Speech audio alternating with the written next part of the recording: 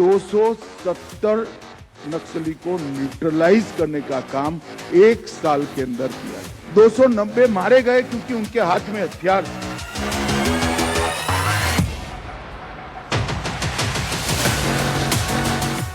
जो हथियार छोड़कर सरेंडर होकर आना चाहते हैं उनके लिए रेड कारपेट है। आइए भाई, आपका स्वागत है। आप मार भूले हुए हमारे ही लोग, हम किसी को मारना नहीं चाहते। 31/3/26 को इस देश में से हथियारी नक्सलवाद समाप्त। नक्सलियों को फाइनल अल्टीमेटम मिल गया है, हथियार छोड़ो वरना खात्मा तय है। देश के गृह मंत्री अमित शाह ने साफ कर दिया है, जो हथियार छोड़कर सरेंडर के लिए आना चाहते हैं उनके लिए रेड कारपेट तैयार है, लेकिन निर्दोष आदिवासियों की हत्या करने वालों को बख्शा नहीं जाएगा। हमारी सरकार की नीति है, जो हथियार छोड़कर सरेंडर होकर आना चाहते हैं उनके लिए रेड कारपेट है। आइए भाई, आपका स्वागत है। आप मार भूले हुए हमारे ही लोग हो, हम किसी को मारना नहीं चाहते, मगर आप हथियार में लेकर निर्दोष आदिवासियों को मारना चाहते हैं तो मेरी सरकार का धर्म है इनको बचाना और आपका साथ। पिछले 1 साल में सुरक्षा बलों ने 270 नक्सलियों को ढेर किया है। जितने नक्सली ढेर किए हैं उससे 4 गुना नक्सलियों को गिरफ्तार किया गया है, जबकि 3 गुना से ज्यादा नक्सली 1 साल में सरेंडर कर चुके हैं। 270 नक्सली को न्यूट्रलाइज करने का काम 1 साल के अंदर किया गया। और ये जो वामपंथी भाई नक्सलियों के बचाव में खड़े होते हैं, हमारे लोग हैं, क्यों मारना चाहिए? हम नहीं मारना चाहते।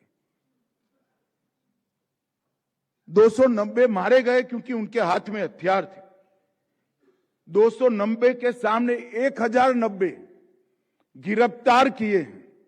जहां गिरफ्तारी संभव थी वहां हमने गिरफ्तार भी किए हैं और वो आज कानून की कोर्ट में। और उसके साथ 1090 के साथ 881 सरेंडर कर दिए। गृह मंत्री अमित शाह ने साफ कर दिया है कि मार्च 2026 तक देश से हथियारी नक्सलवाद खत्म होकर रहेगा। मोदी सरकार ने संवाद, सुरक्षा और समन्वय तीनों पहलू पर काम करने की शुरुआत की और आज नतीजा ये है कि मैं विश्वास के साथ इतने बड़े फोरम में कह सकता हूं, 31/3/26 को इस देश में से हथियारी नक्सलवाद समाप्त। स्कैटर्ड अप्रोच की जगह यूनिफाइड और रूथलेस स्ट्रेटेजी को अपनाने का काम भारतीय जनता पार्टी की सरकार ने। जिस रेडलाइन को सरकार ने तय किया है उससे पहले ही नक्सलियों की आधी लीडरशिप ध्वस्त हो चुकी है। पिछले 12 महीनों में नक्सलियों के 13 टॉप लीडर्स को ढेर किया गया है। नाम बसवा राजू, सदस्य पोलित ब्यूरो महासचिव, इनाम 1.5 करोड़। नाम सुधाकर उर्फ सिंहाचलम, सदस्य सीसीएम, इनाम 1 करोड़। नाम जयराम उर्फ चलपति, सदस्य सेंट्रल कमेटी, इनाम 1 करोड़। नाम रेणुका, सदस्य सेंट्रल ब्यूरो, इनाम 45 लाख। नाम भास्कर, सदस्य डीवीसी, इनाम 45 लाख। नाम गजरला रवि, सदस्य सीसीएम, इनाम 40 लाख। नाम मधु उर्फ जंग, सदस्य दंडकारण्य जोनल कमेटी, इनाम 25 लाख। नाम नीति उर्फ निर्मला, सदस्य दंडकारण्य जोनल कमेटी, इनाम 25 लाख। नाम रुपेश, सदस्य दंडकारण्य जोनल कमेटी, इनाम 25 लाख। नाम दसरू, सदस्य दंडकारण्य जोनल कमेटी, इनाम 25 लाख। नाम रणधीर, सदस्य दंडकारण्य जोनल कमेटी, इनाम 25 लाख। नाम जोगन्ना, सदस्य दंडकारण्य जोनल कमेटी, इनाम 25 लाख।